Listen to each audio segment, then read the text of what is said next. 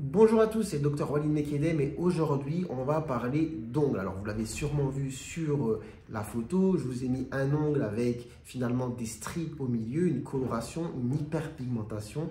Ça a un nom, c'est ce qu'on appelle une mélanonychie. Cependant, à quoi il faut faire attention? En fait, c'est comme toutes les histoires de grains de beauté. Des fois, c'est tout simplement banal. On va parler de mélanonychie, simple, classique, longitudinale, il n'y a pas de problème. Mais parfois, on a affaire finalement à des cancers de la peau. Et dans quelle situation un petit peu faire la part des choses? C'est pas facile. Dans tous les cas, il faut consulter pour avoir un avis spécialisé. Cependant, ici, je vais vous donner des pistes qui vont vous permettre peut-être de vous rassurer parce que c'est quand même assez fréquent. Alors déjà, il y a des populations dans lesquelles c'est plus fréquent si vous êtes d'origine africaine ou asiatique. Donc déjà, c'est un élément pour vous dire si ça vous arrive. Bon, il y a plus de chances que ce soit quelque chose d'assez banal parce que c'est très fréquent en fonction de mes origines. Par contre, si vous êtes d'origine caucasienne, ça l'est un peu moins. Ensuite, là où on a des éléments qui sont plutôt rassurants, c'est quand on a une couleur qui est assez homogène. D'accord? Donc la couleur de la barre ne vous choque pas, elle est homogène comme je viens de le dire. On n'a pas des nuances de couleurs qui sont un petit peu bizarres. Donc c'est un élément assez rassurant. Encore élément à connaître, c'est si on n'a pas d'atteinte de la peau à la base de l'ongle.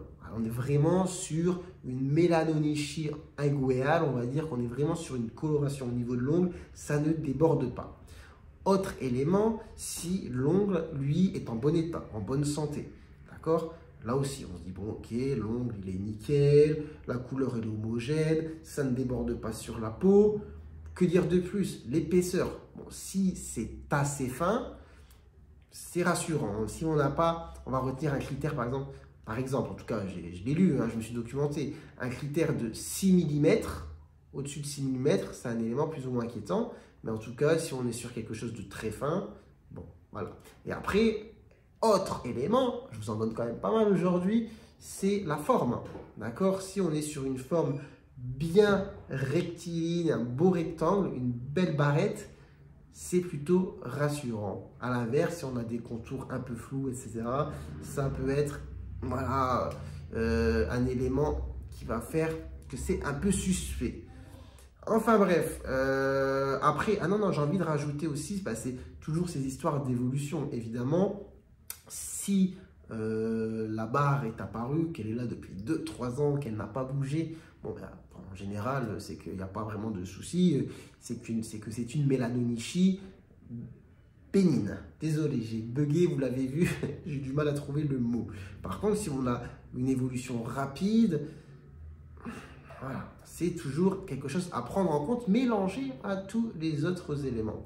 Et après, je rajouterai un dernier, et là, on ne pourra pas dire que je n'ai pas donné quand même pas mal de choses pour se rassurer, c'est si on a une atteinte, on va dire, symétrique. Si vous voyez que sur plusieurs doigts, la main gauche, la main droite, vous avez ça, bon, il n'y a pas trop de raison de s'inquiéter, mais évidemment, c'est toujours plus suspect quand c'est à un seul endroit, d'un seul côté, mais attention à ne pas devenir parano, ça, il faut prendre en compte tous les éléments que j'ai cités. Donc, on fait un petit résumé des choses qui sont censées vous rassurer. Donc, forme assez régulière, rectangulaire, pas d'atteinte de la peau, une couleur homogène, un diamètre, enfin, une largeur pas trop épaisse, inférieure à 6 mm, un ongle en bon état de santé, quelque chose de stable dans le temps.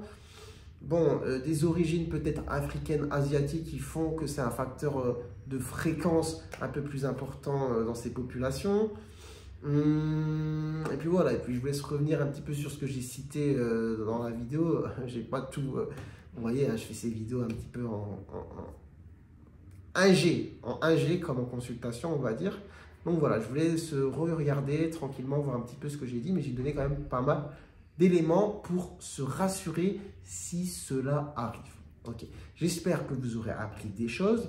Si c'est le cas, n'hésitez pas à liker la vidéo. Pourquoi pas vous abonner si vous découvrez la chaîne. Et sur ce, moi je vous dis, prenez soin de vous, prenez soin de votre santé et à très bientôt, je l'espère, pour de nouvelles vidéos. Allez, ciao, ciao.